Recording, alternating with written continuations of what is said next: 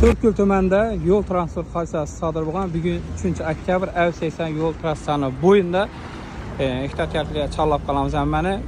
Labon egasi skoriy pomoshda getdi hozir. Strashniy hech bo'lmagan. Davlat chiqqan dedi. Metan ilindi. Metan gazi ilindi. Xo'p,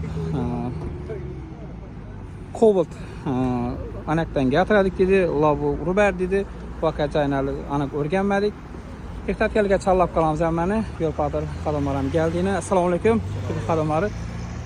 Şimdi yo'lni bo'yida Av-80 trassada shunday yo'l transport hodisasi sodir bo'lgan. Ehtiyotkorlikka hammani chorlab qolamiz. Tezlikni oshirmanglar. Shunday avariyalar ko'p bo'lib yotdi To'rtko'l tumanida. Shuning uchun ham To'rtko'l tumanida tadbirlari bo'lib turibdi. Yosh bolalar mashinada birdi. Yaqinda Rustam Metanning yanında yana Av-80 yo'lni bo'yida Spark avtomobil bilan Gentra avtomobili bir-birini lopma-lopga burdi. Spark avtomobilining egasi olamdan ko'z yumdi. Shunga ehtiyotkorlikni ham chorlab qolamiz. G'ay xodimlar ham keldi. G'ay xodimlar bo'lgani yaxshi, retat bilan bo'lgani yaxshi.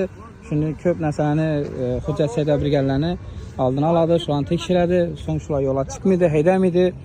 Shuning uchun tadbirlari bo'lib turibdi To'rtko'l tumanimizda. Ehtiyotkorlikka chorlab qolamiz hammani.